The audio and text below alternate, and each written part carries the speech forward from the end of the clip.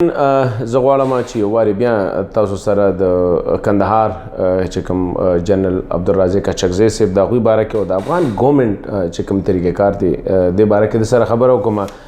د 13 میاشت چې کله جنرال رازق صاحب په گورنر هاوس کې د امریکای جرنیل او د ټول های سکیورټي کې قتل کړی شو، شهید کړی شو،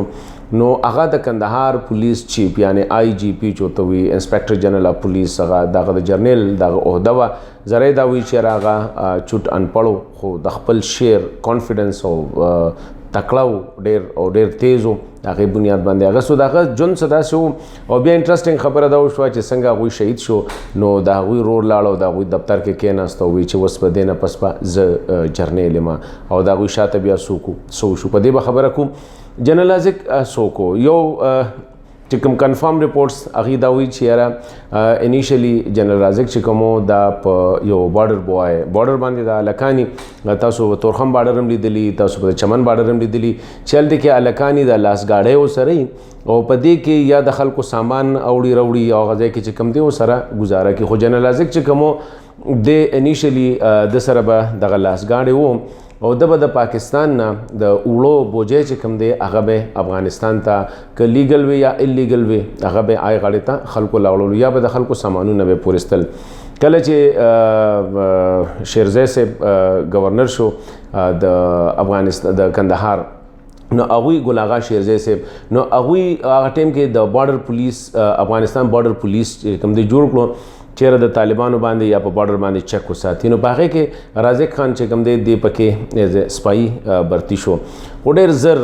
تیز و تکړه او دا ویل کېږي چې د طالبانو خلاف بالکل ډېر زیات روتلیس و، نو ډېر زر د ترقي کوله او دی پکې د کرنیل عہدې خو نوې فورس و، نو د کرنیل عہدې ته پکې دی ورسېدي. څنګه کرنیل شو طاقت ډیر زیات و په کندهار کې د دې ډیر سخت روب او خلک پته ډیر زیات یریده کاغه سرکاري خلک او ایون دا چې وی دا ګل آغا شیرزی صاحب چې کوم چې دې برتی کړو د لاسه بده هم کندهار ته اکثر نه راته.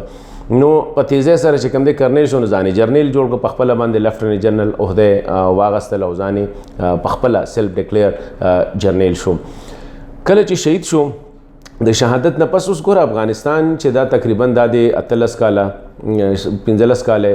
14 کاله چې کوم دی د ډیموکراسي وشو چې دلته کې په کار دی یو نظام راغلی وي. څنګه جنرال رازق صاحب شهید شو د دوی بل رور چې کوم دی تادین هغوی باره کې دا وایي چې دی د سپین بولدک چمن چې کوم بارډر دی دلته کې به دوی د سپیر پارټسو کاروبار به کوم او د بارډر باندې پاکستان افغانستان بارډر باندې سپیر پارټس کار دا ډېر زیات کېږي. د بارډر دکان یې پرېښود او راغې او د جرنیل صاحب په کرسۍ کېناستو جرنیل شو. ویل کېږي چې اشرف غني صاحب څوک راته کندهار ته، نو ګل آغا شیرزی صاحب او شاه ولی خان صاحب چې کوم دی تادین ته ویلي چې بس ته جرنیل یې. ما په خیال ملکونه داسې نه چلیږي. په کار دا وه جرنیل دپاره جرنیل جوړېدو دپاره یو ټریننګ پکاري، یو تعلیم پکاري، ایجوکیشن پکاري، تربیت پکاري، ځکه چې د هغه ډېره زیاته ریسپانسیبلیټي راځي. نو که یو طرف ته جنرال رازق چې هغه څنګه ټیک ده هغه خو په خپل محنت سره بعضې ذرایع دا هم وایي چې هغه په کویټه کې تنور دکان باندې افغاني نان به جوړول نو هغه به دی چې کوم دی د ترک دکان یا د رشته دارو دکان دو پکې روټۍ شمارلې. خو زه مونږ به دا ووایو چې رازق 17 کاله په پولیس کې تیر کړل که هر څو نو خپل محنت وکړو ځان یې ځای ته ورسو تر دې حده پورې چې ډېره زیاته پیسې هم پیدا کړه په دوبۍ کې په انډیا کې پراپرټیز او دا هم ذرایع دا وایي چې په دې اخره کې هغه طالبانو سره په قطر کې ملاقات هم کړی او دا خبره به هغه کوله چې طالب په ما باندې اعتبار کوي ځکه هغوی وایي چې زما ژبه یوه ده، نور افغانانو باندې اعتبار نه کوي. اوس چې هغه شهید شو نو په کار ده اوس د اشرف غني صاحب وایي چې ما سره طالب خبرې نه کوي یا ما څوک سیریس نه اخلي. افغان ګورنمنټ په څنګه خلک سیریس واخلي چې دومره یو اهمه صوبه یعنی کندهار د هغې ته جرنیل یا پولیس چیف چې کوم دی ته جوړی او هغه داسې کس چې د هغه هم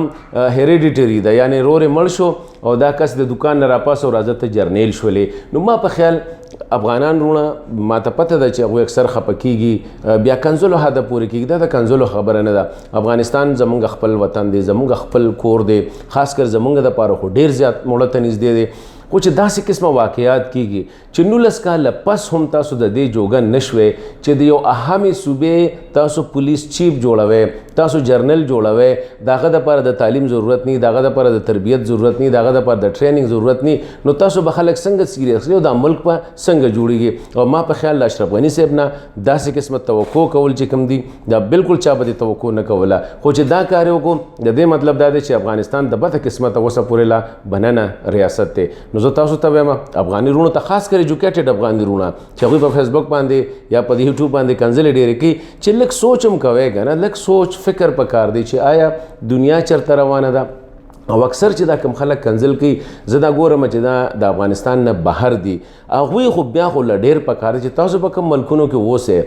الته کې ریاست څنګه چلیږي کیا آیا یو انپړ سړی راتلی شي بغیر د ټریننګ نه هغه د پولیس مشر جوړیدی شي نو دا ستاسو دپاره پکار ده افغان ولس هم پکار دی چې په دې سوچ وکړي دا د چا د پلار جاګیر نه دی دا د چا